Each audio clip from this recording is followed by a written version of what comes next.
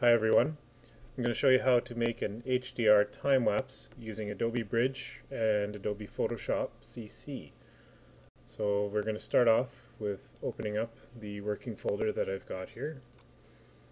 Now, this is a time-lapse that I shot on our honeymoon this January. And we'll try with this one here.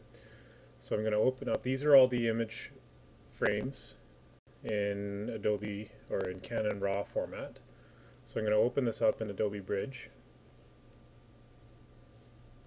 And the first thing we're going to do is we're going to process all these RAWs in Bridge quickly so that they all have the same kind of look and exposure and feel that I want. Now the one thing that this time-lapse is kind of more just for an example because the lens filter actually fogged over from going from our cold room to the outside there. So, but one thing you'll notice is the exposure doesn't really change throughout the time-lapse because I use something called bulb ramping. And there's a feature built into Magic Lantern, which I'll show separately sometime. But basically what it does is it takes an average of the exposures between two images, and the next image it captures, it'll adjust the exposure based on the changes.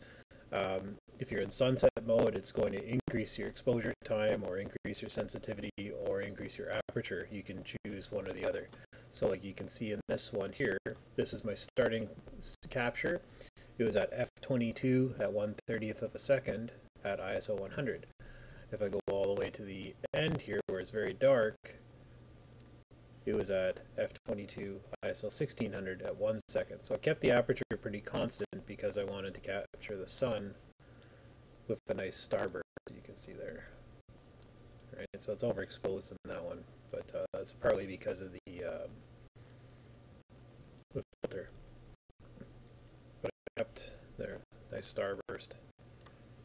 It just kept adjusting the exposure until it hit a certain point, and it started raising the ISO. So you get to 1 second, 1 second, 100 ISO still. It's pretty much the same all the way, and then it starts to get darker. So then it starts pushing the sensitivity to 400. So these are all the raw files. So one thing I want to do is I want to recompose the scene a little bit. You can see that the horizon's right on the center. So I actually want to push the sun down to the lower section. I'm going to get rid of that. Go away. So I'm going to open up this first image. I've already called it so that they're all roughly the same. Like I got rid of my starting and finishing images that show me moving the camera. So I'm going to open this in Camera Raw.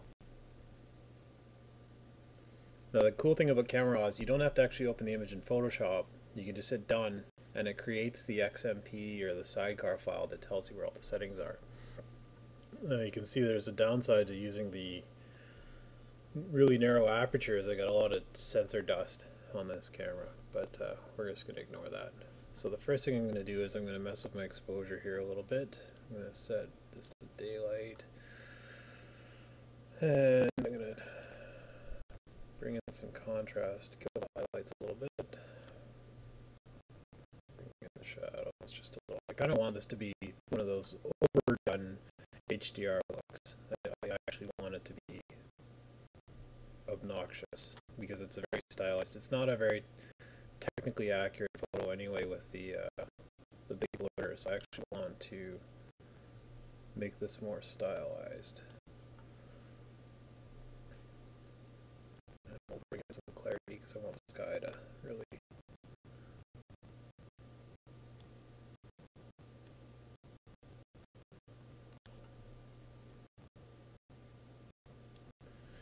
Okay, so I've got my toning. Now I'm going to straighten the image. Oops.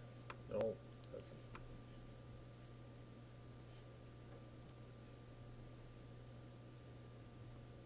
So the bottom point there, it was relatively straight. And now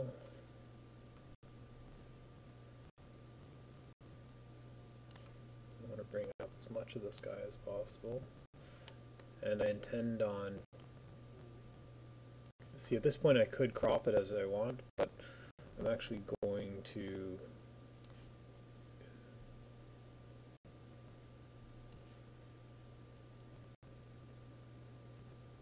just going to straighten the image because that reduces one more step that I have to do later. So it's basically dead center at this point. And that's pretty much it. I could actually put in a graduated filter for the sky and drop the exposure a little bit. Go half a stop. Bring it a little more contrast. No.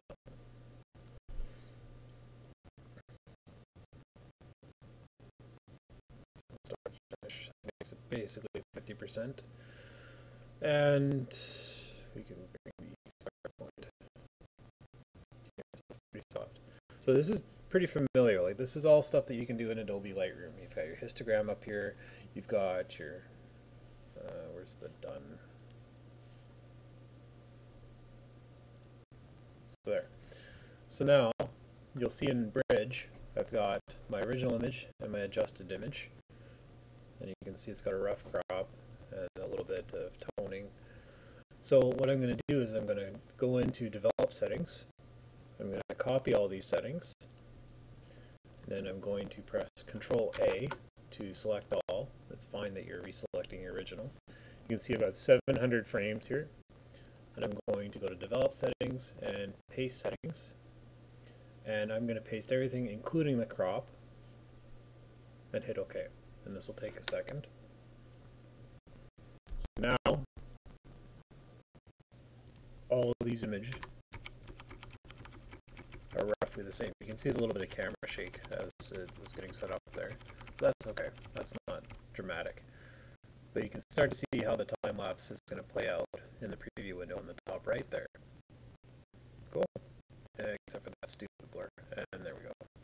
And I did manually zoom the lens in, as you can see there, a little bit near the end of the crop. So this is pretty experimental. This isn't something I really needed to capture, so just kind of more fool around.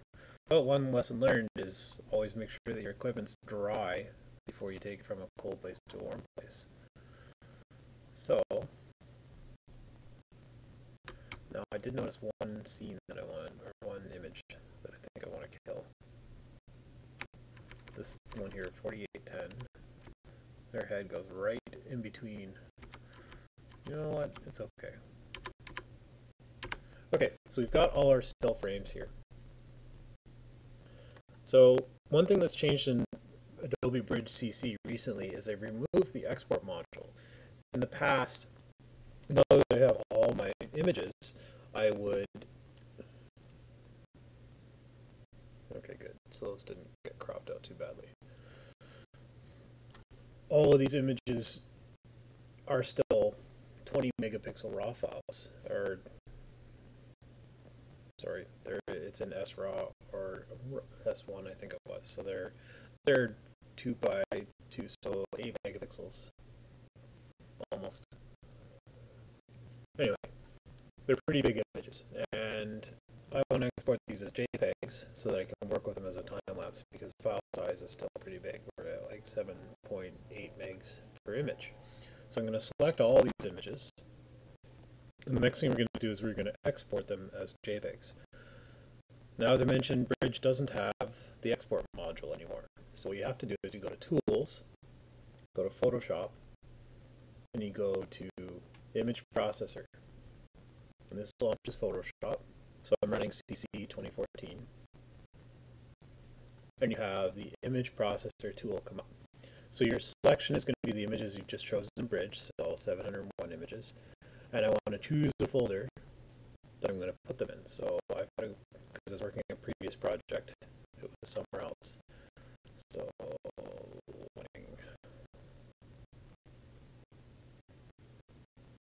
Mexico, time lapse is 2. And I'll make a new folder called JPEG. Okay. And we're going to save this JPEG at maximum quality. And if you want, because you're doing a 1080p time lapse, you can now resize them to fit.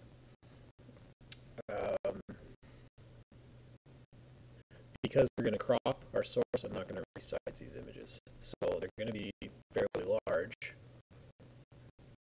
but all this does is slows down your processing time a little bit. So now I'm going to hit run.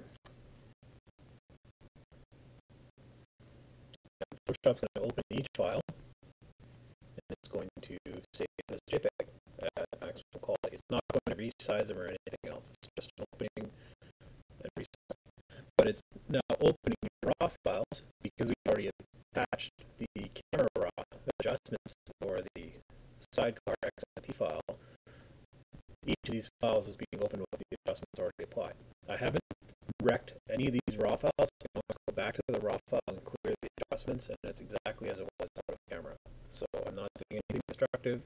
The only thing I'm doing now is taking a copy of each of these images as processed and dumping them out as JPEG. So if I go into my working folder, you can see I've now got all these XMP files right beside. That's what tells Photoshop how to process the raw file. So go into the JPEG folder here, and you can see now it's creating each of these JPEGs. The file size is about half, it's 2 megs. So when I go to render this video in Photoshop, it's not going to be a huge project. So I'm going to let this video process all these images. It's about 700, so it's going to take a couple of minutes here, and I'll be right back. Looks like it's done. Apologies for the crappy audio level of the previous file.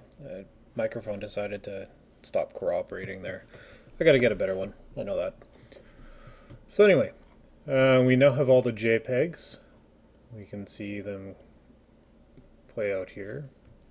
So now that we have all our JPEGs, we can close Adobe Bridge, free up some RAM, and we'll just simplify our thing here. I was doing some stuff. So we've got our files. We're going to minimize that for now. We're going to open Adobe Photoshop. Oh, wrong one. That is not the one I wanted. Photoshop. Again, you're opening the wrong version of Photoshop. There it is. Okay, Photoshop CC 2014, and we're going to make a new project. So we're going to make a video file here. So we're going to call this the Sunset Mexico. And under presets, we're going to go to Film and Video, and we're going to choose 1080p HDTV 29.97. It's important you choose the HDTV. I won't go into why, but it is important. And don't worry about the frame rate right now. We'll fix that in a minute here. So it's 1920 by 1080 at 72 pixels per inch. And let's make it a black background. So it's like absence of video. So hit OK. And here's our video frame. So we're going to go to Window, and we're going to show Timeline. So now it's starting to look more like a non-linear video editor. First thing we're going to do is create a video timeline. And then we can adjust the frame rate by going to Set Timeline Frame Rate. And we'll set it to 23,976. Okay. So now we're going to import all those files we just made. So we're going to go to Layer and Video Layers, New Video Layer from File, and we'll go back to our working folder.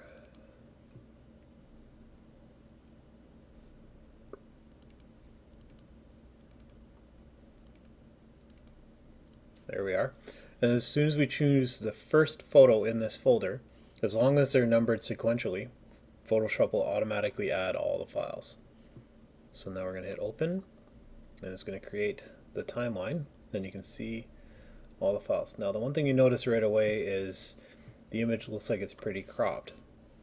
So this layer over here, we're going to convert this to a smart object. And that lets us resize it. So now we can go to Edit, Transform, well, we can even just do Free Transform. And we'll zoom out by hitting Control 0. So you can see how big the original file is, and by holding shift I'm going to constrain the proportions so that it doesn't skew the image. And I'm going to go for width first. And you can see the purple lines line up here.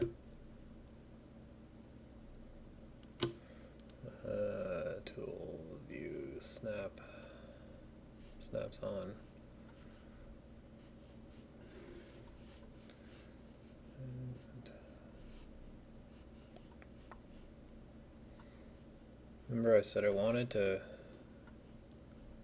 make this a little bit more recomposed because I didn't really want the foreground. So I'm actually going to keep the sizing a little bit and push it down a little here. Just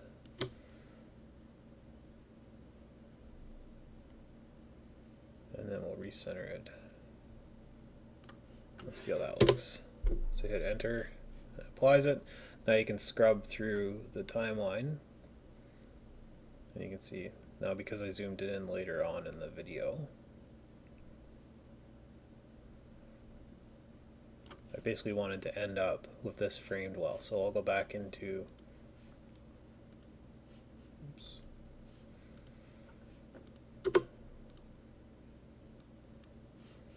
where's my history?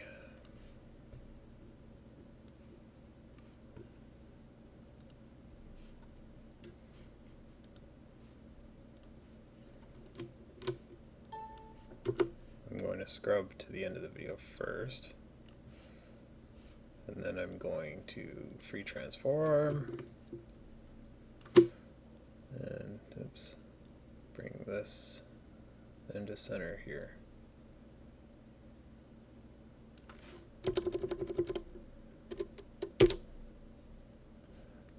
There. So now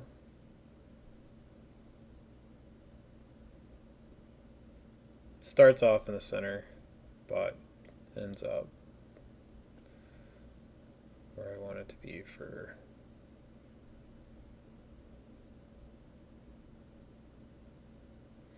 our shot. So I've got the file now. I've got the adjustments done. Everything's HDR'd out. So I can actually delete this layer. So I'll go to layer, delete layer, yes. And you can actually add in, so I'm going to zoom in a little bit here with this mountain button. So you can see the count in frames or in seconds. So this is 28, almost 30 seconds long. So I'm going to add a fade with black to the front of it, and I'm going to add a fade with black to the end of it. And I'm going to add some royalty-free music here.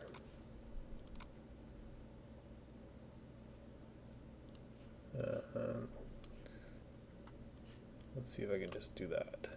Can't remember. Nope. Nope. Maybe.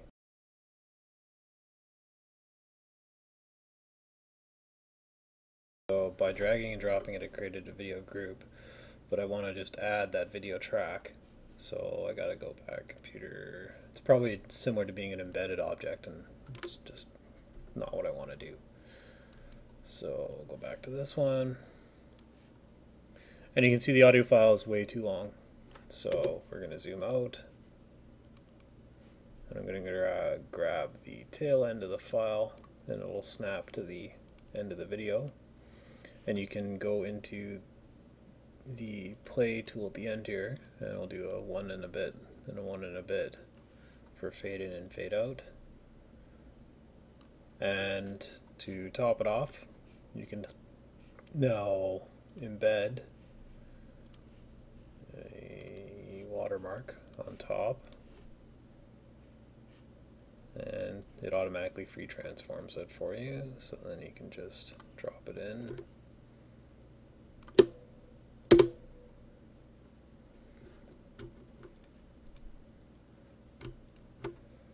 So that's, and then you can place it however you feel. I'll just throw it down on the bottom here just for example. So now I've got my watermark layer, which I'll drag right to the beginning here. And I'll also add a fade. So we're going to do a fade, just a straight fade for above layers, because a fade with black will add a layer of black over top of whatever you're working with. So now you've got, you can scrub through it again and see, yeah, okay. Like I said, pretty experimental, not a lot to it. And so now we've got the project. We've got our still image layer, our video layer, and the audio. Now if I hit spacebar, you can play, but you can see it's playing like 3 or 4 frames per second because it's rendering each individual photo simultaneously. So we're just going to go File, Export, Render Video. We're going to use Sunset Timelapse settings ago. We're going to choose Not There. Go to our storage drive. Wedding Mexico time lapses. Try to. Okay. And we'll call this 1080p 23976. It's a round up drop frame time code 1080p. And you can even go. We'll see how that works. I had some audio issues with this when I tested it. Anyway, we're going to do all frames and go. So it's going to bring up the export video tool.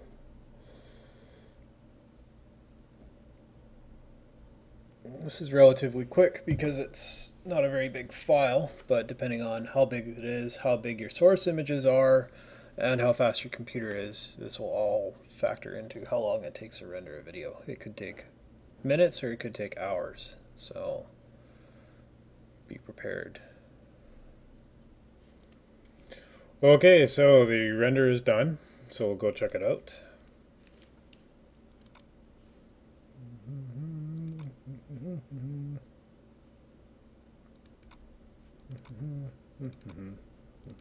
Nope, too far.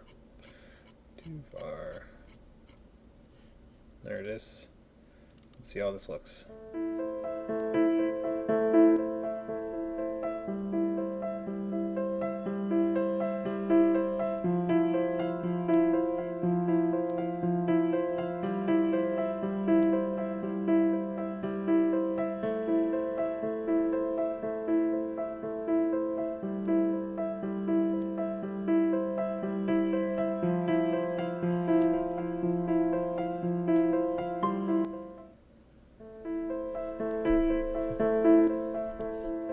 So, pretty much a proof of concept and not much more than that. But anyway, yeah, that's how you make an HDR time-lapse video.